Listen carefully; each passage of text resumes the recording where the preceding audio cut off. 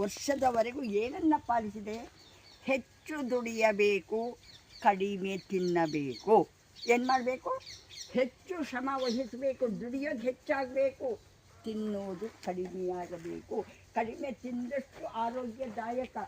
ಎರಡನೇದು, ಹೆಚ್ಚು ನಗಬೇಕು, ಕಡಿಮೆ ಅಳಬೇಕು. ಹೆಚ್ಚು ಪ್ರೀತಿಸಬೇಕು, ಕಡಿಮೆ ದ್ವೇಷಿಸಬೇಕು. ಹೆಚ್ಚು ಆರೋಗ್ಯವಂತರಾಗಿರಬೇಕು, ಸೋಮಾರಿಗಳು ಆಗಿರಬಾರದು. ಶ್ರಮ ಜೀವನಕ್ಕೆ ಹೆಚ್ಚು ಮಹತ್ವ ಕೊಡಬೇಕು, ಸೋಮಾರಿತನವನ್ನು ಬಿಡಬೇಕು. ಈ ಎಲ್ಲ ಅಂಶಗಳನ್ನು 90 ವರ್ಷದವರೆಗೆ ಪಾಲಿಸ್ತಾ ಬಂದೆ. ಅದರ ಗುಟ್ಟು ಇದು, ನನ್ನ ಆಯಸ್ಸಿನ ಗುಟ್ಟು. ಯುವ ಜನಾಂಗ ಏನಿದ್ದೀರ, ಭಾರತದ ಬೆನ್ನೆಲುಬು. ನಿಮ್ಮನ್ನು ಅವಲಂಬಿಸಿದೆ ನಮ್ಮ ಭಾರತದ ಅವನತಿ ಉನ್ನತಿ ನಿಮ್ಮ ಕೈಯಲ್ಲಿದೆ. ಮೊದಲೇನಾಗಬೇಕು? ಎಲ್ಲ ಮಾಲಿನ್ಯ ಆಗೋದಕ್ಕೆ ಕಾರಣ ನಮ್ಮ ಮನಸ್ಸಿನ ಮಾಲಿನ್ಯ. ನಮ್ಮ ಮನಸ್ಸು ಹಸನಾಗಬೇಕು, ಎಲ್ಲವೂ ಸರಿ ಹೋಗುತ್ತೆ. ಮಣ್ಣು ಕಲುಷಿತ, ನೀರು ಕಲುಷಿತ, ಗಾಳಿ ಕಲುಷಿತ, ಆಕಾಶ ಕಲುಷಿತ, ಎಲ್ಲವೂ ಕಲುಷಿತ ಆಗಲಿಕ್ಕೆ ಮುಖ್ಯ ಕಾರಣ ಏನು?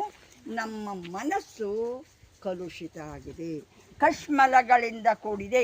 ನಾವು PhD ಮಾಡ್ತೇವೆ, ಶೋಧನೆ ಮಾಡ್ತೇವೆ, ಸಂಶೋಧನೆ ಮಾಡ್ತೇವೆ, ಏನೆಲ್ಲ ಇಂಜಿನಿಯರಿಂಗ್ ವಿದ್ಯಾರ್ಥಿಗಳಿದ್ದೀರಾ, ನಿಮ್ಮ ಆಂತರ್ಯಕ್ಕೆ ಇಳಿದಿದ್ದೀರಾ?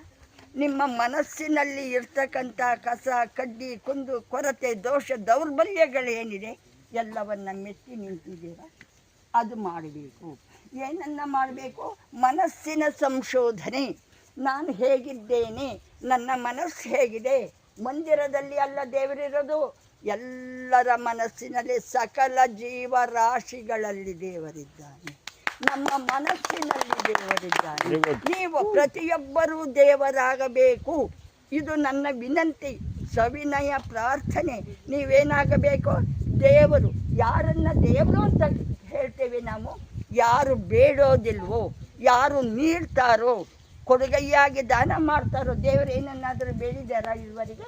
ಹಾಗೆ ಪ್ರತಿಯೊಬ್ಬರೂ ದೇವರಾಗಬೇಕು, ಶ್ರಮಜೀವಿಗಳಾಗಬೇಕು, ಆರೋಗ್ಯವಂತರಾಗಬೇಕು, ದೃಢಕಾಯರಾಗಬೇಕು, ಮಿತವ್ಯಯಿಗಳಾಗಬೇಕು. ಈಗ ಹೇಳಿದ್ರಲ್ಲ ಪ್ಲಾಸ್ಟಿಕ್, ಅದನ್ನು ತ್ಯಜಿಸಬೇಕು.